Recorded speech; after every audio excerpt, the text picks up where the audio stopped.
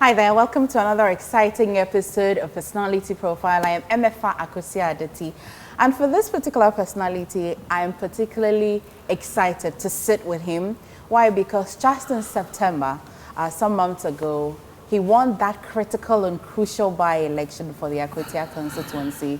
Of course, a lawyer turned politician would peel back the layers to understand what inspired him. Why wouldn't he just stay a lawyer? Why did he what was his business in Parliament anyway? Do you, by the way, know his favorite color? Have you thought about it?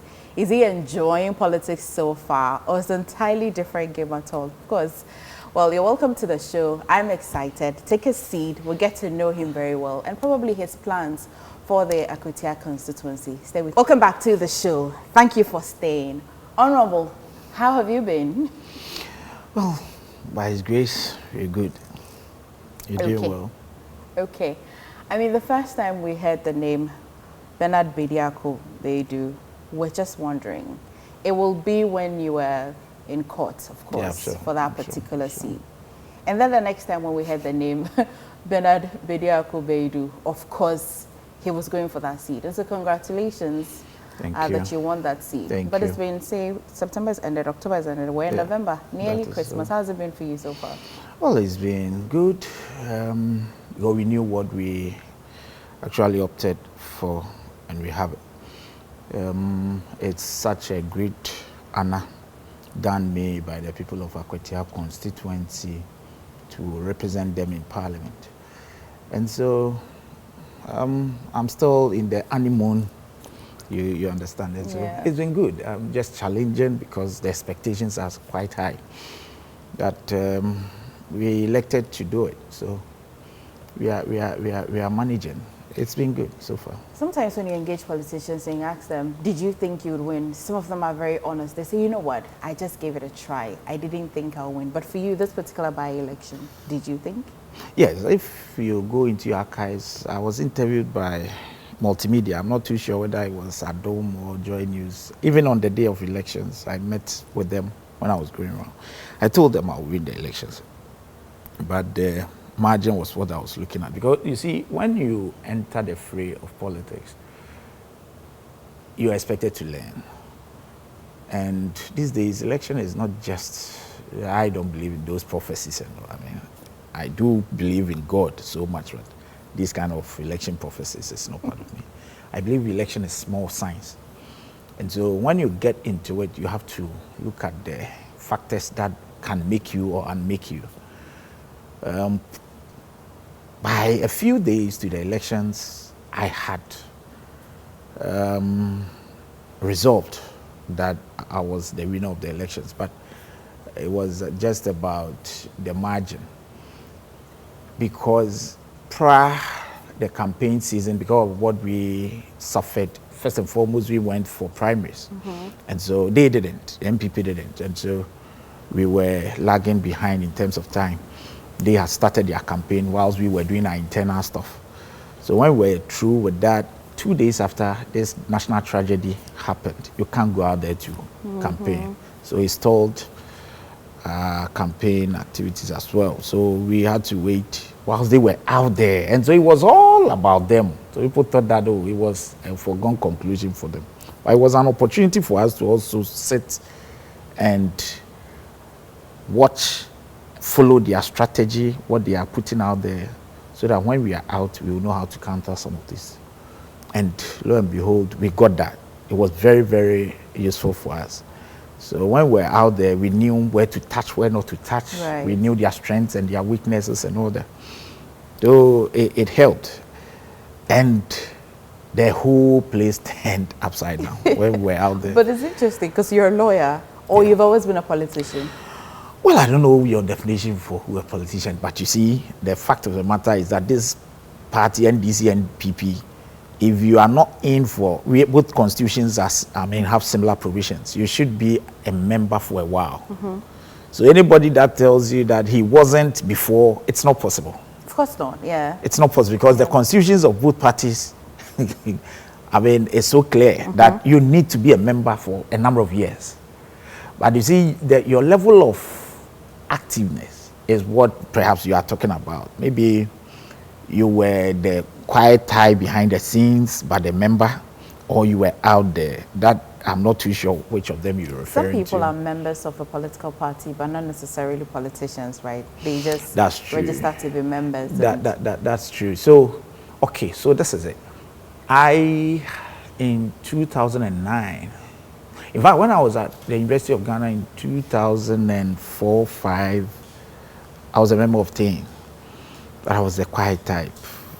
So I was. I remember during my time, Fred Agbenyo, Honorable, was my TEAM president. I was also a member of the executive, but I was the quiet type. When I was done with school, I came out in my hometown, a branch in my hometown in Akwetia constituency. I was a constituency secretary. In fact, my dad has been a kidder.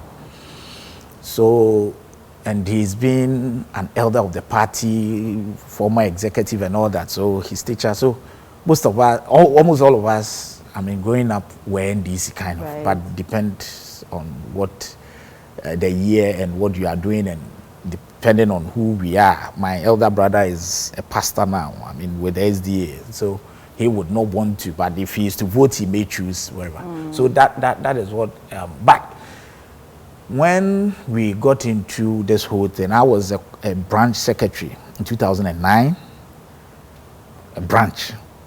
Then in 2012, I was out quiet because I was schooling and all that. I didn't want.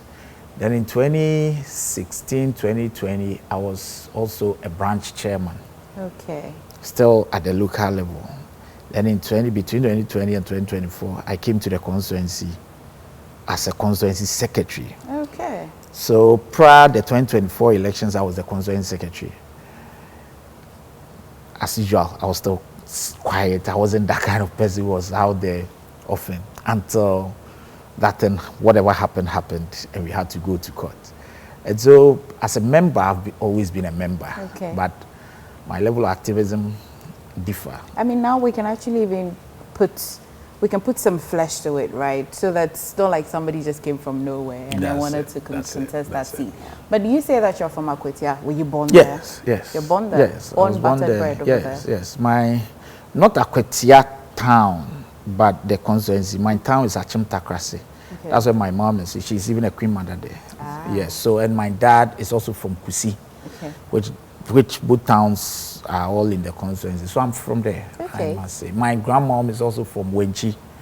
And so I have these three towns myself. So I'm really from there. You're really from there. But not the Akwetia town, the capital. No, that's not where I'm from. So at least it's still in that constituency. The constituency. Okay. The constituency. Where did you have your schooling? Walk me through your education. I did my basic school in the constituency. Oil palm research institute. There is this OPRI, research institute that deals with oil palm. That's where my dad worked before. And so growing up, that's the only basic school I attended and completed. And yes, in the year 2000, I completed. And then I went to Accra Academy and did my secondary education there. I was a business student, and here I am. You were a business student? Yes, in Accra. I was a business student, accounting, costing, management, and all that. And I did quite well. And I went to the University of Ghana for my first degree. I did philosophy. And when I was done, I did a master's program at the University of Ghana, public administration. Then I went to the law school. I did LLB at GIMPA. And from GIMPA, I went to do masters in PR, MA PR, GIJ. Yes. So I had to, after the LLB, I held on with the law, went to do PR, masters in. This gentleman was my mate. What's his name? Who Wants to Be Rich? That gentleman, Kafui. He emerged the overall best student during our year, I think 2016. Oh, Kafui. And this lady, Nanama, what's the name? Which one of them? No, that this lady, this almost always social media. But take me back even before So business administration. Yeah. When you went to the university, you Yes, did philosophy. Yes, I did philosophy. In fact, you actually did you what did you do your yes, masters in? Masters public administration. Public administration. At what point did you switch to want to do law? Okay, so when I was done with public administration, no, I did the law. I did the law in 2012 to 2015. Okay. That's the LLB at Gimpa. But you see, please pay attention to this. A lot happened. Whilst doing the law, in 2014, whilst at Gimpa, I applied to do the Masters in Public Administration at Legon. So I was doing Masters in Public Administration whilst doing the law.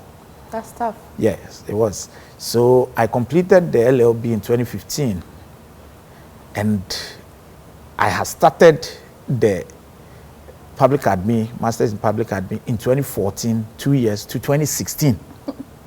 I see. So, and I'll tell you this, on the day of graduation at Gimpa for the LLB, that same day, I went to write entrance exam at GIG for the public relations. Why? Yes, because that was the day set. I didn't, but I had applied and they had set the date for the entrance exam, which date coincided with the day I was graduating from Gimpa. But what was the goal, though? Okay. What was the goal? So this is it. I have been that kind of person who likes to explore, to know, but I wish I knew everything. I wish. That's not possible, but I wish I knew everything. And so, public admin, yes, because I had done business, I was working, I thought that the public admin would help me. I have always loved to read law, but when was the issue? So after doing the law and almost graduating, I thought that because of the work I was doing as a director for Youth Employment Agency at the time, that was in between 2012 and 2015, I was a district director. This our YE. YE, yes. Okay. I was a district director in the Kwai Bibrim district. So that is what I did before 2012 to 2015. But before, I was with the non-formal education division of the Ghana Education Service. So I did that for 2 years, from 2010 to 2012. Then I switched to YE as district director. So I was kind of a manager in my own. So I thought that public admin would help, which I did. But because the goal had always been, or the vision had always been to read law, that was also. So I had read the law. Was this vision, was this a dream of yours at a young age, or it came later in life? Well, growing up, people, sometimes you may not even be the one to realize all these things. People thought that, you speak well. You are thoughtful, you are this, you can do law, you can be a lawyer. So growing up, some will even call you young lawyer, that kind of thing and all that. Really? So I can do it. So I thought that, okay, one day I should. I developed interest in politics and the law. So even while Zoom, I used to read around this and I developed quite some interest. I remember the election petition of 2012. I was always glued to my television, even though I knew what very was little. In there that had your attention? I mean, you see the Chachuchikates, what's his name? This MPP lawyer. I mean, very prominent. Now you don't get to hear of him again. The 2012 lawyer. I think there was Chachuchikata. Yes, for NDC. Akotompa. No, the lead counsel was this gentleman. Let me check his name. Yes. The description I want to give of him, this is all right. Yeah. Yes. Just a bit of weight. Yes. He did well. You could see that his level of advocacy is something that. And you remember it so well. Yes, I do. 2012, I do. And then the judges, Justice Atuguba, and then the famous the contempt and my brother Kem Kranche, Samia Uku, if you remember. So we were glued to the tent. And trust me, there were a few other people who from there developed interest in law. But that was, I think, the first time a live case was telecasted on television. I'm not too sure whether there were some before, but it was live on TV, and apart from the interest in with regards to who wins, the advocacy that was ongoing, we were interested, and then that being interested and developing the interest in reading law came in, and quickly I joined. Okay. And so was it Philip Addison? Philip Addison. Yeah. He was for the NPP side. Okay. Yes. He led the lawyers of NPP. Lead counsel. Perfect. Yes. So, and then he did well. I mean, he put all jokes aside. And so it was Anthony Lita also for President Mahama. Yes. So it was interesting. And so that's where. And finally, when were you called to the bar? No, 2020. And I mean, now you're a lawyer. You've also been in the administrative side of life, of businesses. Which one did you enjoy, or which one? Let me use did, because then I don't know if you still hold that part of your life. But which one did you enjoy most, being a lawyer or when you were maybe director for? Okay, so it's been good. It's been good. It's all about a passion. A lawyer, if you are so good in what you do, and the passion is there, especially as in my case, I really wished to have that knowledge where I can help people. But you see, God can also use such passion just for you to help, to also bless you. And I can say unequivocally that I did quite well in my short years of practice. That I can say with all certainty quite well. I'm not saying very well, please. And so... Aren't you just being modest to it? Oh, well, I mean, I feel going by it this way, it's better.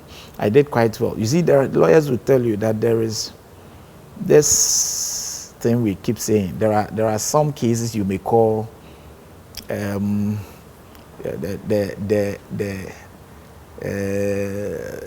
life-saving briefs. Like there are cases that can make you.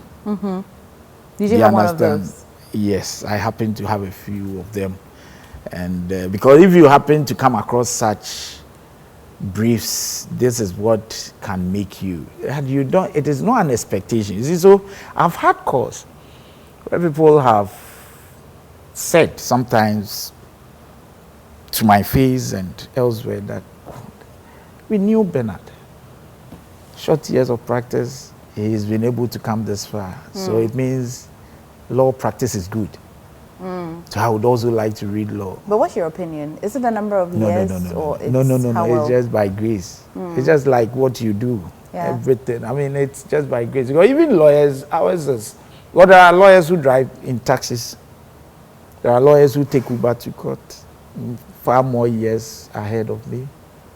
So it is not like that necessarily. What it is for me is that, you see, open your heart.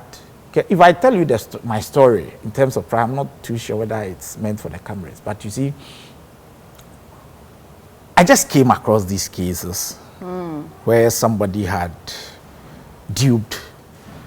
virtually duped, because the courts have ruled on it, so I can say that, duped someone. The person had lost hope, so much money. I need not disclose, so much money. And the person, we are in this country, the person is also somebody who is known and has so much money and had duped someone. And the person thought there was no way to recover that money. He had tried severally. I just came across the person and he spoke to me. I thought that I could do something to help. And I went through a certain route to get him to get his money. And so we had a certain arrangement that if you're able to help me, this is it. And the person stayed true to their And you know what? Even after him, he then told me that, oh, you've been able to do this. There are many more people. Did you use only the law, or you used the law? Else? Only the law. You see, the law was on his side. The only thing he didn't know, I'll tell you, because some of these things, I have that's one thing about me. I spoke to your colleague Evans. I told that one of the things I am happy about this, my transparency. I have nothing to hide. If you have nothing to hide, you are not afraid to say whatever. See, the law was on his side, but the only thing was that, you see, if you go to court and win a case, it's sometimes I tell people, it's not just about winning the case. It's about the results or subsequent, what we call execution. If a court pronounces that, yes, I owe you $10 million.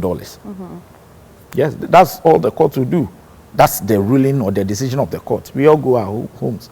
It is for you, the judgment creditor, to find ways and means to execute the decision of the court. Right. Do you understand? And the execution is where, look, it is difficult. At that moment, it is not the job of the lawyer. I'll go, and then you, the judgment creditor, you, the one who won the case, is supposed to come to me and tell me, oh, I've seen his house here, and I'm so sure it belongs to him. Then the lawyer will trigger processes to have execution processes levied on the property sold for you. But in this case, I had to go the extra mile to help him because he didn't know anything about this man. And I did some work on this particular person who had duped people. Oh my God. I did so much work on him and I got so much about him for the people. So this man brought in some other people, some of whom were, if the man had duped for even more, far more than himself. So this is it. You understand? So these briefs are some of the briefs every lawyer will pray for. You use, it's the law. Right. But what is involved, if I mention it, you'll be like, wow. You get it. Yeah. So this is it. Today I've opened up people, because I've heard people try to, how did he? Yeah. Because I'm so young at the bar. So this is it. But what kind of home did you grow up in? Who, your parents, I mean, you have told me what your father was doing, but your mother? Yes, and my mom. How many siblings do you have? We are 6. You're 6? Yes. My father is still leading. We're 13. So Vanessa. And I'm not anywhere. Okay, so my family wasn't a poor one. Let me put it that way. But I won't say they were rich. But they did well. We currently the first who holds a master's degree, was in the States for a while and came back, is a pastor of SDA now. I'm the second. The third is doing his PhD in Birmingham University in UK. The fourth is around onto business. The fifth is in a medical school. Okay. And then the last is in the University of Ghana. And she is the only girl. Oh. Yeah, wow. So 5 guys and then a young lady. Hey, let's maybe we enjoy, Papa. Well, so that's, and they did well. They made sure we all got to where we are very proud of them, very grateful to them. Did all of your siblings support the idea to want to contest that seat? Yes, largely I would say yes. They were somewhere indifferent. They, well, whatever your decision is, but largely I would say yes. And we almost always discuss issues that has to, issues of this nature as a family. And the popular decision was that it was worth it, go for it, but be careful, you know, with all the caution. Because I was asked, why do you want to? Because if it's about what you eat, this for plenty for defendant can help you get. You want to get into this where anybody can call you and, you know, ask this or that, depending on where you stand and all that. I said, yes, I feel I should be able to do my best for the people. And I was even doing it even before. The little I could, I was doing it. You know, pay people school fees, help people establish and all that. I'm not rich, but the little, I love that. I mean, when people around me are happy, that's what makes me happy. Between the passing of Ernest Kumi, and I'm sorry to remind you of the loss, between the time that he passed and the time the seat was declared vacant, between that, at what point did it come to you that, actually, I can actually go for the seat? Okay, so condolences to the family. You know, we're in court. So as a group, we were eyeing the seat. As a group, as NDC. So we were on this for a while, and we were so sure because of the evidence we possessed at the time. We were so sure that we would emerge eventually. So when we got to, we didn't even get into the case properly. I mean, the substantive matter. There was the interlocutory stage, the injunction, which was disobeyed, and then we got as far as to the Supreme Court. And I was the lead counsel, so there is nothing I don't know about this matter. Now, what I thought, of course, I have been a politician, so maybe that prospect would have been there or was there in the future, but not now. Because even if we went to court and the court had declared that we won or we should go back for an aspect of the elections, it would have been my candidate. Yes. Honorable Yadom Bwache, not me. So, honestly speaking, for this year, I never dreamt of becoming an MP. I never, because the issue of death was never part of, you don't envisage that. And so I thought that as a group we would have it, but not me. Right. But when the death happened, the unfortunate happened, calls started coming. I brushed it off. People call, you have to come because you can win the seat for us. I mean, I said, no, this one. But it came at a point, it became quite, to the extent that I had some very senior officers of the party who called me from different angles. I need not mention their names.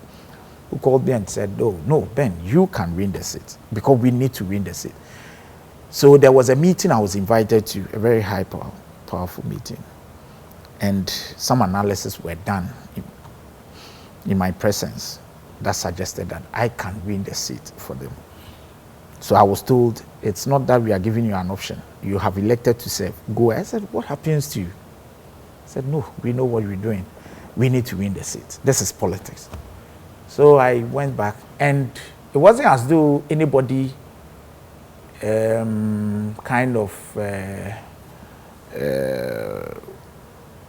pushed me down their throat, or we went for elections. So hitherto we weren't going for these primaries. We were for about 2 different elections. NDC was not. We allowed my brother to contest. So in this particular way, we thought that we should open up for whoever to contest for the primaries. Then from there we will decide, which we did. So I went into the election with 2 other people, including him, and I happened to win. He was third. But there was, between myself and the second was just 14 votes. So it was quite keenly contested. And so I did it mainly for the party and the people of Akwatia. Not really because as a person I knew whatever. I don't know what, get to the parliament now and ask the MPs whether there is something special there that comes to you after you've been elected MP. I mean, a lot of people. Just another day in the life of a politician.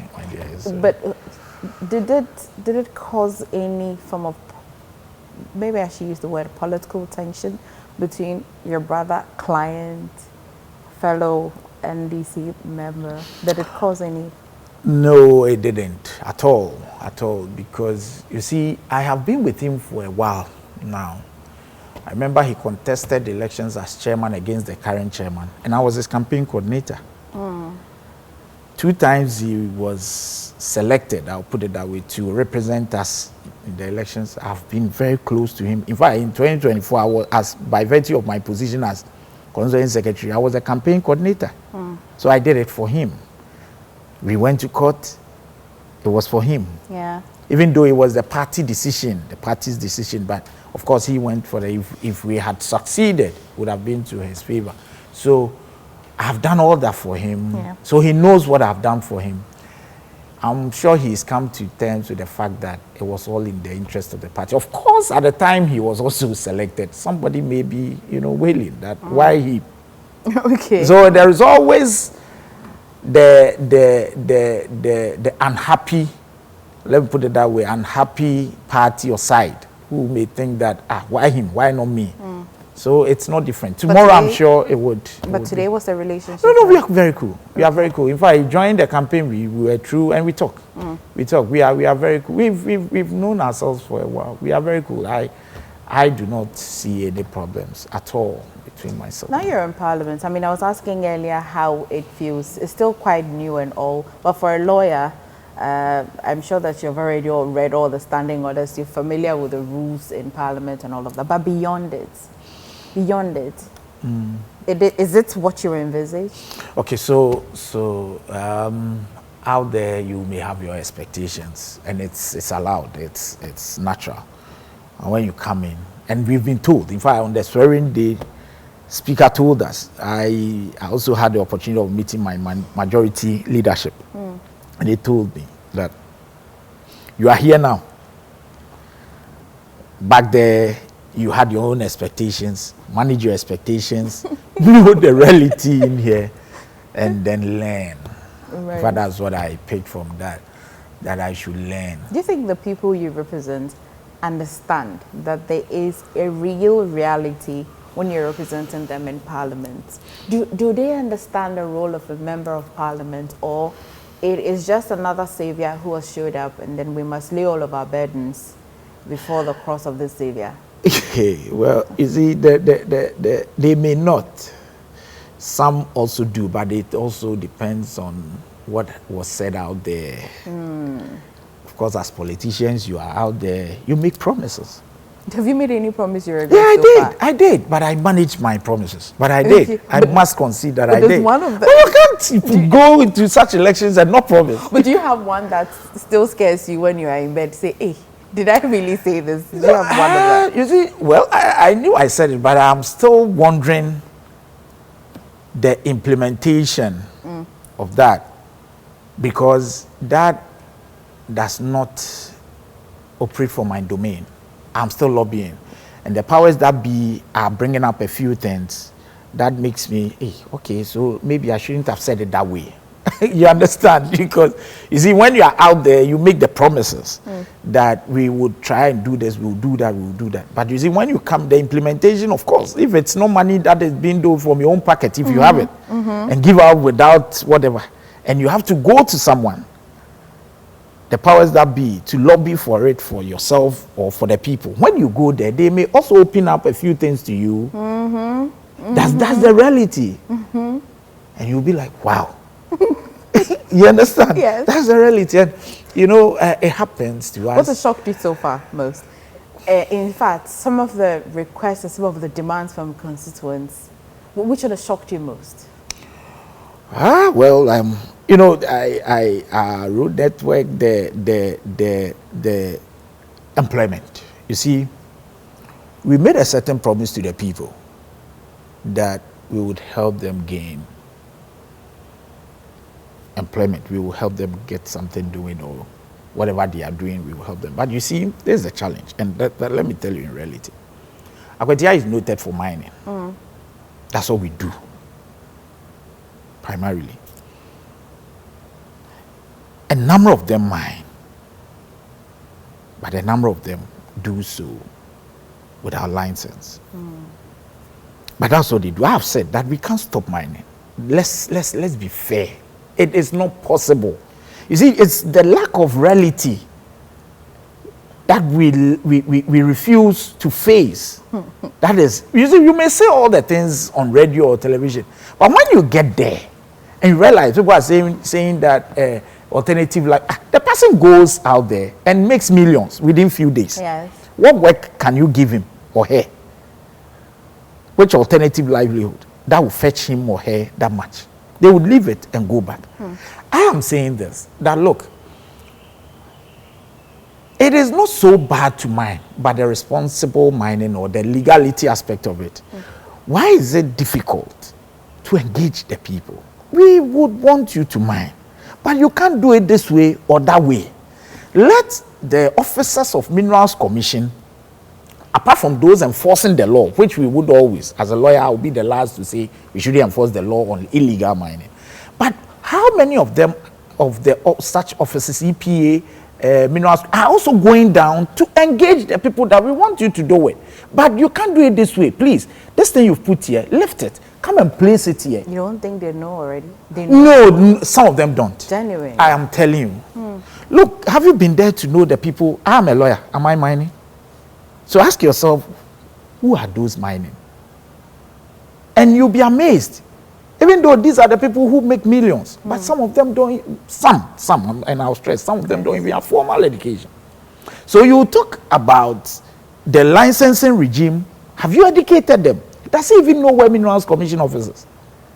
But if he knows that if I come there, things will be regularized, why won't he come? How many Minerals Commission? Do you even know the original offices? What we have in Koforidua is the Inspectorate Division. They don't have the licensing office there.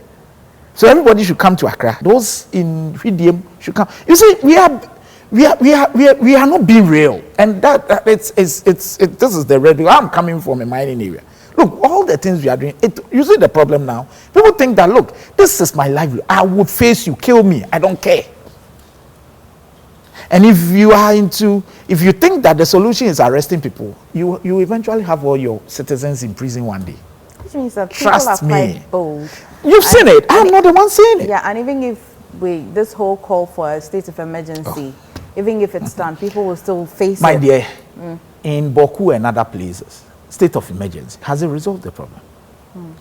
You see, it's so easy. We say things, what is state of emergency? And how would that help? Your legal brains are kicking in. Well, I'm sorry. I like it. You see, because there is a stark reality.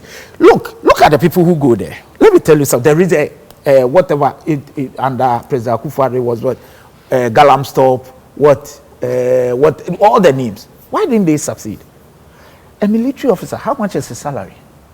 That's not to take anything away from them. How much is his salary? In the entire service of his, he walks home with what? So he gets into those places, the forest areas, and somebody gives him 1 million Ghana cedis. That as a team, take this and leave us. It takes people, prophets, angels like you. I'm not too sure if you're a military officer. It takes angels like you to reject that offer. Let's be frank to ourselves. And so the president may have the goodwill, but the people who are out there to ensure that such menaces are kept would go there and do something different. So he would leave them because, of course, he has been. And how many days would he spend there? He would take the money and leave as though he's done it. And it will continue.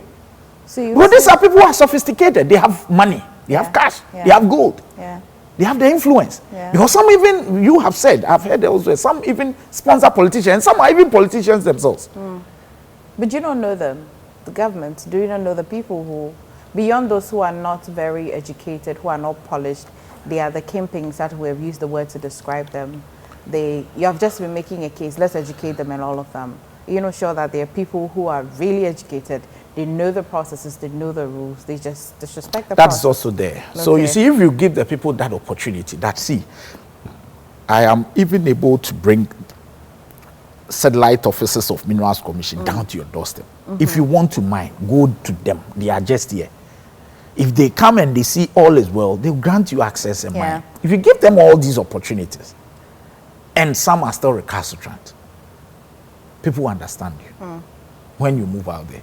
But I tell you what, people think now every mining is classified as Galamsey. You and I know. Apart from the large scale, Anglo Gold and Newmont and other, every other person who is a known miner is regarded a Galamsey, which is unfortunate because it appears we are all doing the wrong things. So back in your constituency, one of the things that's giving you sleepless nights is the promise of job, employment, and especially because that constituency lies in a very critical area. When we're thinking about mining, we definitely will think about that. And you know what is happening, and 9 months is all over.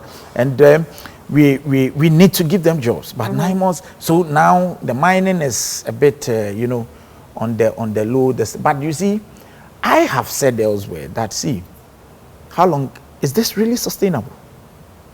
9 months for how long?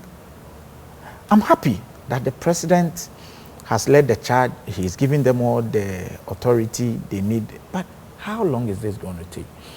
I think that, and we cannot ban mining as a whole. So let's try to engage the people. Let's see what can be done, what cannot be done. so that they can, because in Akwetia, for instance, GCD, Ghana Consolidated Diamonds. Have you been to Akwetia before, my dear? No. Oh, I'll take you there. So you don't know that we have. The closest I've come is when we're doing the live coverage. Oh, from there. no. I'll take you to Akwetia. You see, you would love it. Do you know there is a place in Akwetia called Belgium where it's a diamond market? People come and buy, people come sell, others come to buy diamonds there. Really? Yes. Thursdays and Mondays, you go there, they just like every market where they sell whatever. So everybody has a stable, I mean, the buyers of the diamond, and those who have gone to mine would bring their diamonds there to, yes, and they sell.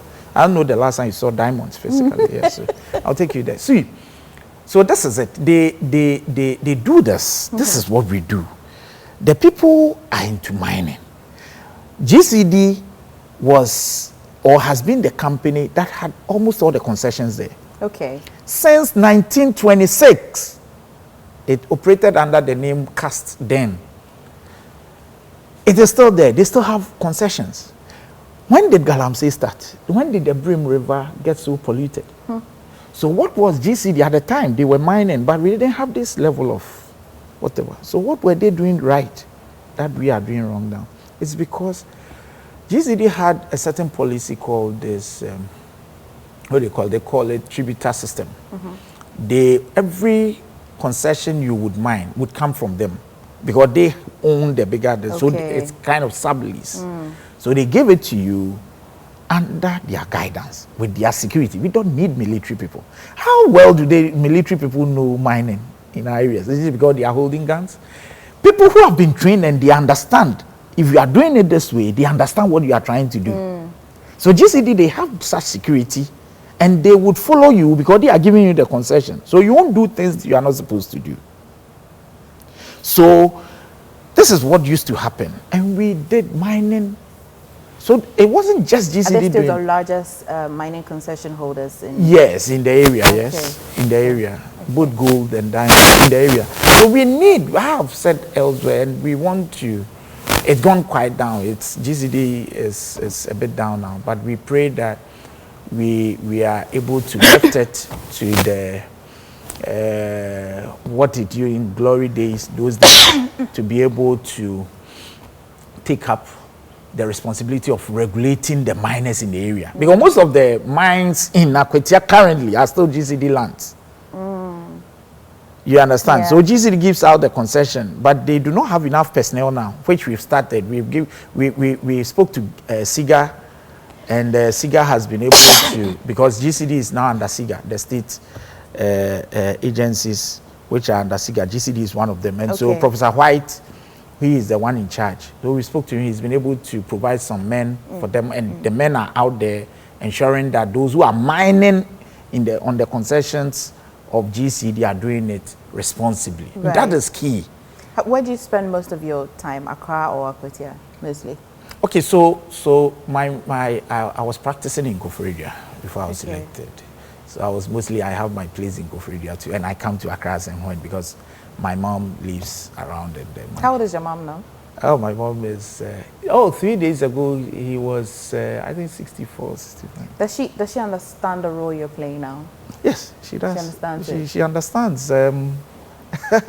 She understands. Sometimes, she would call, advise you, and you be careful with this because, mom is, and, they take the risk. I haven't been elected MP. Where's your driver? Where's your police guy? I said, no, I don't need it. And she's concerned. Why? But why didn't she? I don't. You see, what for? What for? I've had that concern from even my party people. I've been told, the chief marshal called us, you are entitled to a police guard. I said, what for? But it's not business as usual. No, it is. Who are we? Who are we? What are we doing? And tomorrow you are elected out or you are voted out. And then where is the police? Yeah. Which means that you're finding a fine balance. You're a politician but still trying to live like that should be it. I was telling Evans the last time. He asked whether I'll change. I said no, you see, and he said perhaps it's because you've not been given your Land Cruiser V8. I said, Evans, you may not know me. I still go out there to buy my own waakye. Do you? I do. I do. Talking about waakye. Yeah, I do. I buy it myself. I don't send. How do you like your waakye? Yeah, I do. Do you like your gari on it? No, gari, but it tells me that you are not greedy. Because, Honorable, I think that if you eat waakye, not still awuji gari, what do you want in life, honestly? Because there's the rice, there's the beans. I get that. I get that. Every time somebody is buying waakye in the same fashion, mami gari kaka, then I look and I say, what do you want? How much do you want to eat? It tells me you have just let me in your personality. It's true. So your waakye, you like your waakye? Yes, the leaves. The leaves. Yes, okay. And then the you spaghetti. Like plenty shito. Yes, yes. Means that you like spicy stuff. Yes. Okay, but if you're not eating waakye, what else do you eat? Oh well, I do. Sometimes I do rice, maybe jollof rice. Oh God. Yeah, I do. I like jollof rice, but I like jollof rice made from, not the very soft jollof rice with plenty stew, kind of. Okay. Yes. Okay. And I do banku and pepper as well, and then fufu occasionally. Fufu occasionally. Okay. Are you married? Yeah, I am. Okay. With 2 children. 2 children. How old are they? 8, 9. No, 8. Yeah, 8. Oh, fathers. 9, yeah. They're the same everywhere. 8, 9. I'm sure when they're watching, 9 and they say, Daddy, you don't remember my age. Do they understand who their father is now? Yeah, they do. They are not in town. Okay. So, but they do. They do. I mean, they talk to me and I remember the second Mame asked me when she called me, Daddy, did you win? I said, yes, I did. So have you been paid? I said, payment for what? I said, so they've not paid you? Did they give you a trophy? I said, no, they didn't give me a trophy. So what did they give you then? What's the point in being an MP if they gave you nothing? I'm saying, I'm rather spending. I say, what? No. How old is she again? She's 8. 9.5. She's 8. No, she's 8. I said, then there's no business being an MP. Why are you spending your money on them? Have they paid you? Have they paid? You see, so that's I understand. I said, I'm serving the people. He said, no. I'm certain when she grows, she'll understand what it means to serve. She will. Yes. You've talked about people who you kind of like in the legal community. For political, in politics, whose lifestyle fascinates you? Like, which one do you like? Which one of them do you like? Well, a number of them. Their way of politics. Their way of politics, yes. Okay, so I wish, I'm not there yet, but I wish to, in politics, in terms of modesty, be like Professor Mills of good memory. That is it. But in terms of political maturity, obviously, President Mahama. President Mahama. Yes, because I've known President Mahama from afar. I know people who are close to him, and the things they tell me, sometimes you even have, this is a man who behind the scenes is able to even call people from the opposite side, come, let's have a chat. These things are not often on the set. This is a man who may even call some of them on and have discussions with regards to certain things he intends and I think. It's not like even our own people are like, why are you? I mean, he's all for the maturity, the political maturity with which President Mahama, sometimes it amazes some of us. Trust me. So political maturity for him. And I like the likes of, young politicians like Edwiji Tamaklo, who's doing well. He's very fantastic. I like Haruna Idrisu, Same Ablakwa, Sam George. People who are, they're very assertive, and yet when you get close to them, they are very modest. These are very different kind of personalities that you have mentioned. Because you see, what I'm looking at is not what you are looking at. That's what I'm saying. They are very assertive. These are people who, for instance, you get close from afar. Sam George is seen like someone who is too, but you get close to Sam George, you know Sam George to be one of the modest I've ever met. But for a politician, can we all get close to him? Why would he wield that part of personality where it can only be people who get lucky to be close to him that will know that he's modest. So I agree with you, but you see, even as I speak to you from here, people may put their interpretations on it that, oh, he was using his left hand. And so that means he doesn't even respect. Right.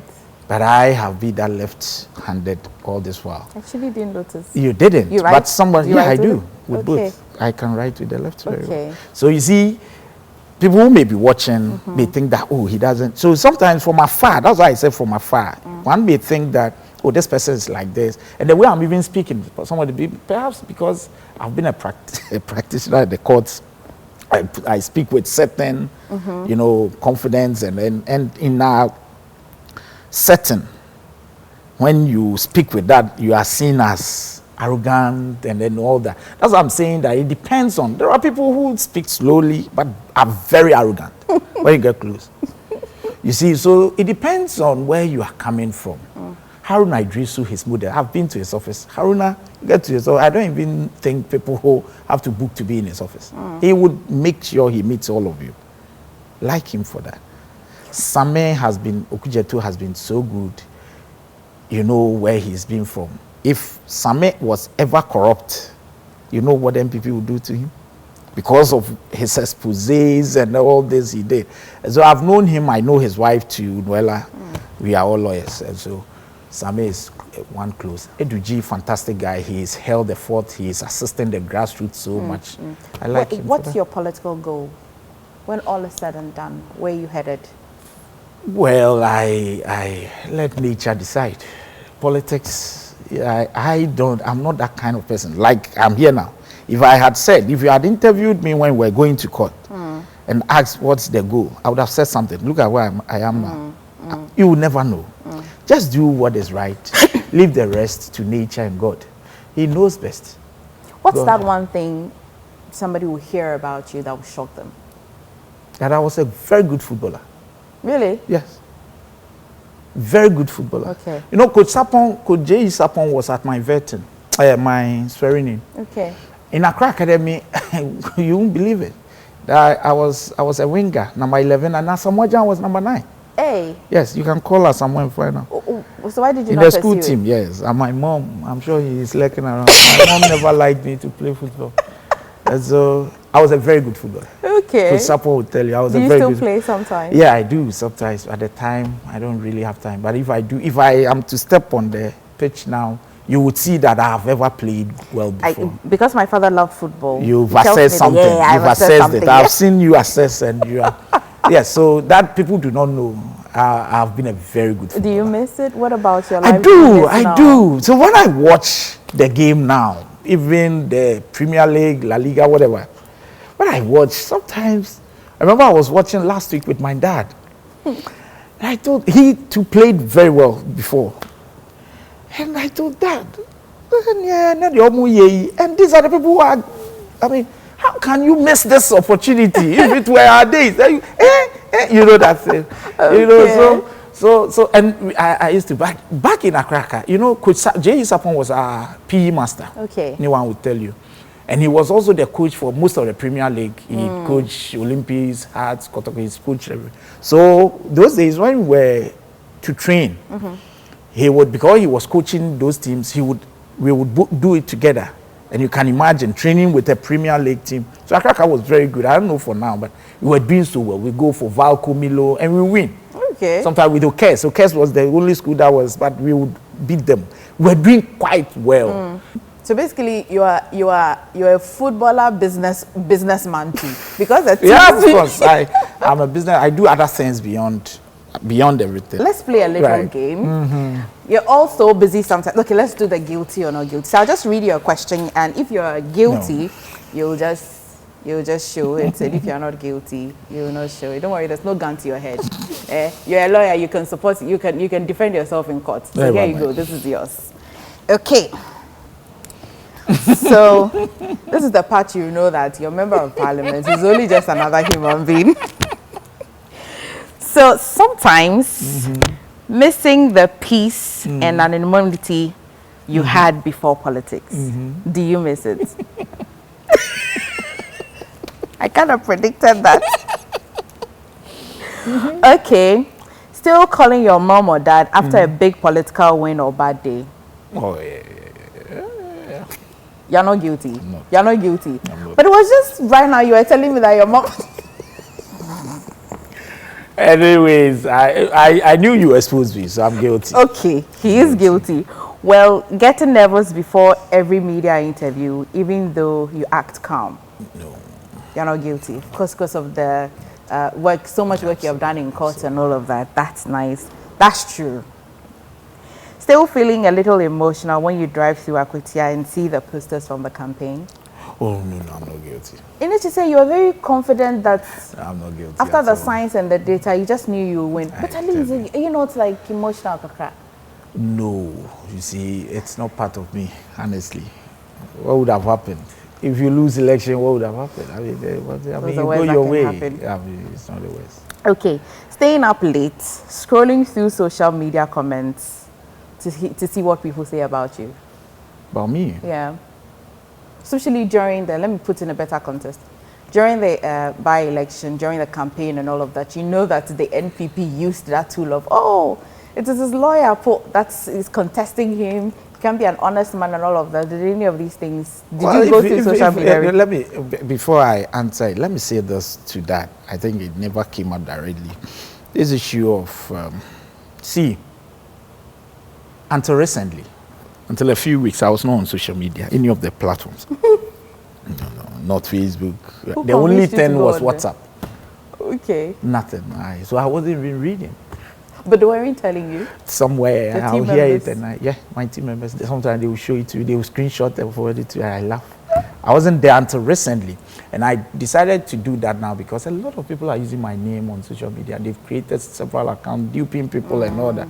So I was advised that, hey, now you're a politician full-time, an MP, you should have an official one, which would expose the rest. Yes, and so that is not even being managed by myself, but I look at it. Okay. My aide does it.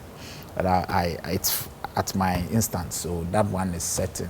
And so I wasn't really following that. If people thought that I would be distracted by that, they failed because I wasn't following it. That I'm a dishonest person, I heard all that. I said, do you know me? Because even the gentleman I contested the elections with in MPP was my client. I did all his cases for him. But you see, I'm a professional. I never said anything about what I know about him and any of his cases. You didn't use that as never, I won't do it. But he knows I know a lot. And of course, by virtue of the fact that I'm his lawyer, I know a lot. But I will never, we talk, even today, we talk. Right. We talk. Right. He knows how professional I've been. I knew I didn't need that to win the elections. Okay. It's not, if you followed my campaign, I never said. I like what you said, and I think you'll live with me. It says that winning an election is science. Yes, it is. It's science, yeah. It's no longer those prophecies. You heard the pastors to you that I will never win. Some even said I will never get sworn in. Really? Yes. I don't know. I think your age didn't show you that one. They did, and I laugh. I said, if I die today, what it will really end it, right? It ends it. What's wrong with that? We will surely go. That would be my last question. What will be? It's not now, but continuing the game. Doubting yourself. Are you guilty or not guilty of doubting yourself sometimes, wondering, can I really deliver everything I promised? Everything I promised. No, that one guilty. Are you guilty of You don't even need 100% to make an A. That's true. I may make an A, but not 100%. That's a nice way to look at it. Yeah. Depending on the school that you go to, it could be 75 or no school use 75 that's or 60. 100%. Yeah, yes. they don't. Yeah, you understand. Yeah. No school, not even Oxford or Harvard. No. So, missing a friend or relationship you lost along the way to politics. Have you lost a few friends already?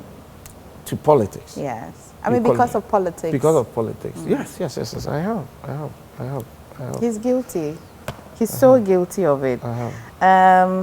Sometimes wanting to switch off your phone and disappear for a weekend. It drew hot. It is reaching there. Who else wants to know whether he's guilty or not? Are you guilty or not guilty? Well. Okay. He's guilty. Buying something small for yourself after payday, even when you said you'd save. Like you did a good job, even when you were a lawyer, you know, you got paid and you bought something for yourself and you say that, oh, you're guilty of that. Very well. Okay, let's see this. Are you guilty of taking extra selfies after a new haircut? But now, this is my question, looking at it. Michelle Utirinuswa.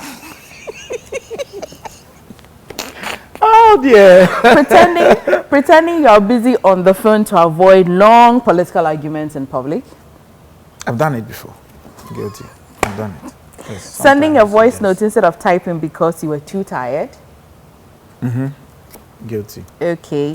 Using your title honorable to jump a queue. Just once. Not guilty. Not yet. Okay. Maybe I'll do that later. But not yet. Okay. Because you see, the thing is that I even prefer disguising myself all the time. I prefer that, not noticed. And so I don't know what will happen in the future, but for now I haven't used it. Okay. Even when people say, I know you have seen you before, I say I'm not the one. Secretly keeping screenshots of messages that made you proud. Yes, I've done it before. You have, eh? You're guilty. Okay. Okay. We'll just go straight to test. Do you like music? Yes, I do. I do. I know that you were mentioning that you love Barca, but which footballer? Are you, okay, Barca, dear. Well, Lionel Messi. You like Lionel Messi? The god. He's a of god. Football. He is indeed a god. Yes, okay. a god. Let's test you admit. Well, you haven't told me which team you. I'm because not. I don't have to ask you a question. You can. Right. Because quite recently, Chelsea. No, you haven't answered the question. Which team? It's Chelsea. But so you are among those who support those teams. You're holding blue. Why do you give me this? You're holding blue. Oh no, we're holding blue. Blue is the color football is Chelsea. Oh, so you are the Michaelesian fan. Well, for some reason, when most Ghanaians joined Chelsea because of Michaelesian. I heard so. I don't quite remember how I became a Chelsea fan, but it's possible that it would be him, though I do not recall his playing times. Maybe the only reason I don't like them, but I may have that spot for them is those days when they used to recruit a lot of Africans to play for them. Okay. A lot of Africans. But were playing well, were they not? That time, yes. Yeah, they were doing what they could. I won't say they were playing well. Hey, Chelsea, I tell you. Chelsea. Okay. So you love Lionel Messi. Yes. I totally agree with you. Okay, let's do some music. But if you have to listen to music, what kind of music do you listen to? I love music, good music. It could be gospel, it could be R&B, it could be hip life. Okay. Live band, but good one. Good one. It's just like food. Okay. But you said very little about food. Apart from wache, you still said jollof. You want my food stuff? I don't do MPC. Achim me to say me. That's very strange. Because when I asked the question, I imagined some. You can ask my mom. I mean, I don't do MPC. It's men and jollof, boys and jollof. I don't know. I just don't know. Okay. Let's see. You just name the artist when I pause. Right. Okay.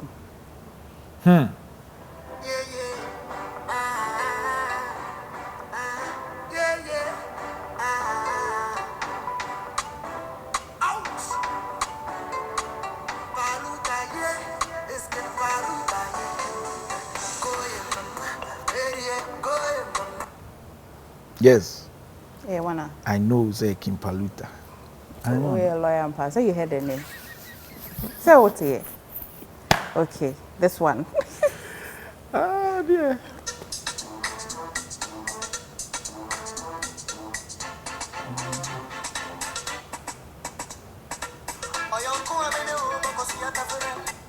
I know it's Kwabna. Okay. You know your music. Yes. I see. Let me get 100% too. I hope so.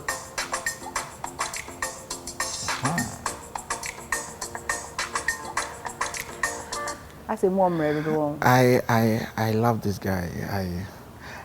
Is there any dispute as to the fact that he is the greatest of all time, Lumba? Okay.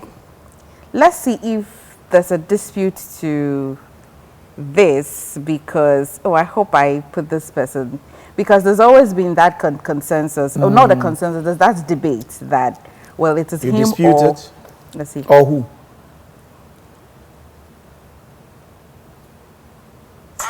No, this one.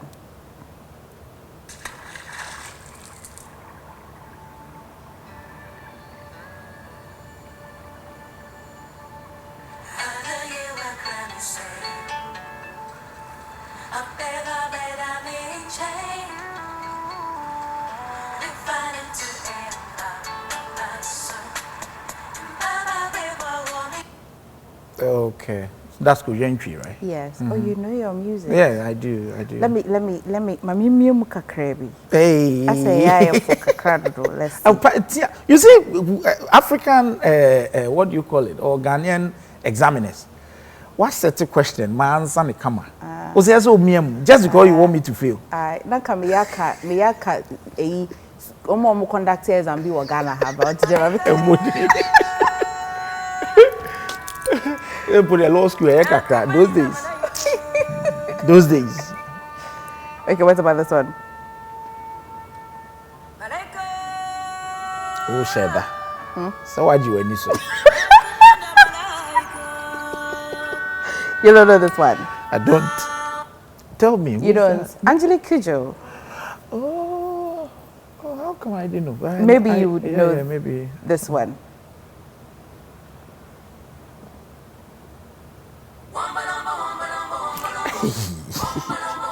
You do. Help me. This one that I should do.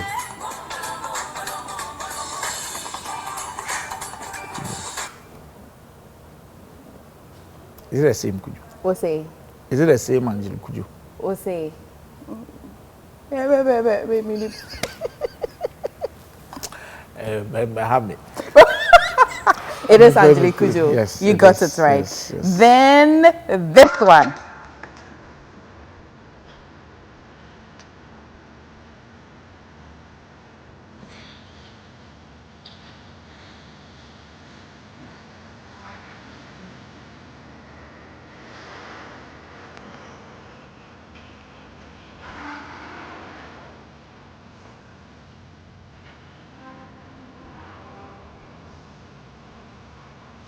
Let it play a bit more. I'm trying to.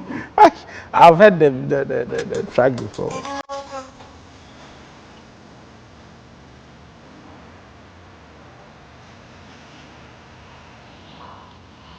Wake up.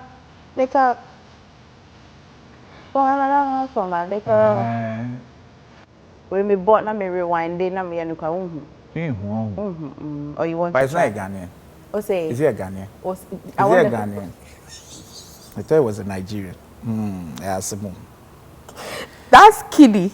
It was Kiddy. Yes, Leko. That's the title of the song. Kiddy and Kwame Eugene. But you see, that's don't go further. Okay. Why? You know, when women massive. Which you have done so well. This last one, I think you will know. There's a Shafawala. Yes. I like that you said it even before. Yes, you mentioned because you would have said that because you I have done it. so well. Congratulations. Thank you. At least I had 90. You scored an A, but surely not 100%. Yes, there's a 98. No, we keep We're it. examining our 2 year then. Honorable, thank you so much for sitting with us. We really enjoyed the conversation. Right. But thank you as well for tuning in today on Personality Profile. I think you can put some humanness or human face to that man that won that keenly and entirely contested elections at the Kwitia by-elections not just some months ago. And this is my gift to you, Christmas bonus to you. But Honorable, I wish you all the best in Parliament. Thank you, my dear. Thank you too for having me. Thank you for coming. Thank you. Take care.